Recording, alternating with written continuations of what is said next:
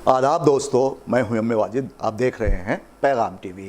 Prime time में आज हम बात करेंगे उन लोगों की जिन्हें शहरों के नाम बदलने में लुत्फ़ आता है। लुत्फ़ क्या आता है? वो तो चाहते हैं कि अक्सरियती वोटों को बचाने के लिए हिंदू मुस्लिम कार्ड खेला जाए और मुस्लिम नामों से मंसूब जिसमें अलामतें ज़ाहिर होती हैं कि यह मुस्लिम शहर है, तो ऐसे शहरों के नाम बदलने की कोशिशें की जा रही हैं। इसी तनाजुर में महाराष्ट्र में मौजूद अहमदनगर का नाम तब्दील कर दिया गया है। अब ऐसा क्यों किया जाता है और इस पर सियासी तज्ज़िया निगार क्या कहते हैं और ये जो शुरुआत है ये कहाँ से हुई, ये जानने के लिए देखिए हमारे नुमाइंदे मोहम्मद फारूक की एक खास रिपोर्ट। हमने सुना था एक है भारत, सब मुल्कों से नेक है भारत, लेकिन जब नजदीक से देखा, सोच समझ कर ठीक से देखा, हमने नक्शे और ही पाए, बदले हुए सब तौर ही पाए। एक से एक की बात जुदा है, धर्म जुदा है, जात जुदा है। उत्तर प्रदेश के वज़ीर आला योगी ने यहाँ के कई शहरों के नाम तब्दील कर दिए हैं जो मुसलमानों की अलामत को जाहिर करते थे। सबसे पहले हम बात करेंगे इलाहाबाद की, जिसका नाम बदलकर प्रयागराज कर दिया गया, जिस पर कई दिनों तक ज़बरदस्त अवामी एहतजाज देखने को मिला था। खुद इलाहाबाद के गैर मुस्लिम स्कॉलर्स इस तब्दील के ख़िलाफ़ थे। उनका कहना था कि प्रयागराज तो पहले से ही मौजूद है। अकबर बादशाह ने इलाहाबाद शहर बसाया था, लेकिन उन्होंने प्रयागराज का नाम नहीं बदला था।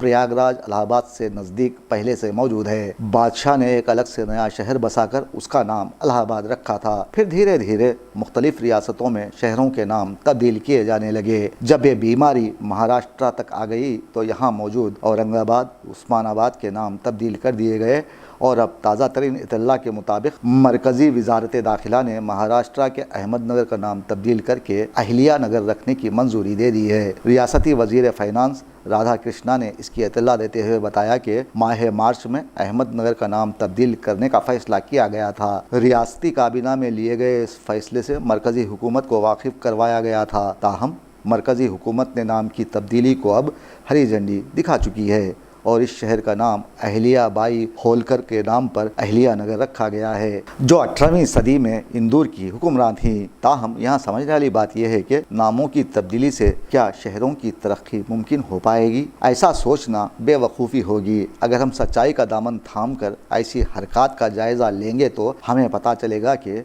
नामों की तब्दीली से सियासी मफाद परस्ती की बो आती है। हमारी सखाफ़त अपनी जगह, लेकिन इस तरह हज़ारों साल की तारीख़ को ख़त्म नहीं किया जा सकता। इसका असर ये होगा कि हिंदुओं के एक तबक़े में अपनी तहज़ीब और सकाफ़त के नाम पर एक गैर ज़रूरी और ख़तरनाक एहसास पैदा होगा जो मुल्क की फ़िरक़ावाराना हम आहंगी और बक़ाए बाहम के नज़रिए के ख़िलाफ़ होगा। बीजेपी चाहती है कि हिंदू मज़हब के राग अलापते हुए आम इंतख़ाबात में इससे फ़ायदा उठाया जा सके और हिंदू गैरत व ख़ुददारी के नाम पर वोट हासिल किए जा सकें। 10 सालों से देश में यही कुछ तो हो रहा है। नामों की तब्दीली से सरकारी ख़जाने पर नए बोझ पड़ते हैं। इस अमल से एहतराज़ करने की ज़रूरत है और हमें हमारे देश और रियासतों को तरक्की याफ्ता बनाना है। इसके लिए गुर्बत का ख़ात्मा ज़रूरी है।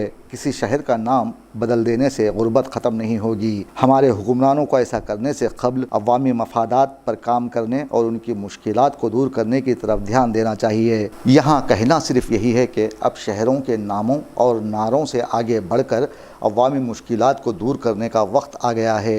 बैनुल अक़वामी बिरादरी में हमारे मुल्क की जितनी बदनामी हो चुकी है, इस दाग को धोने का वक्त आ गया है। अगर वक्त मज़ीद आगे निकल गया तो ये अपने वक्त के सारे बड़े बड़े नामों को मिटा देगा, वो चाहे शहरों के ही क्यों ना हों या फिर लीडरों के क्यों ना हों। आपको ये बात समझ लेने की ज़रूरत है कि तारीख़ नामों से नहीं कामों से बनती है। हमने सुना था एक है भारत, सब मुल्कों से नेक है भारत, लेकिन जब नजदीक से देखा, सोच समझ कर ठीक से देखा, हमने नक्शे और ही पाए, बदले हुए सब तौर ही पाए। एक से एक की बात जुदा है, धर्म जुदा है, जात जुदा है।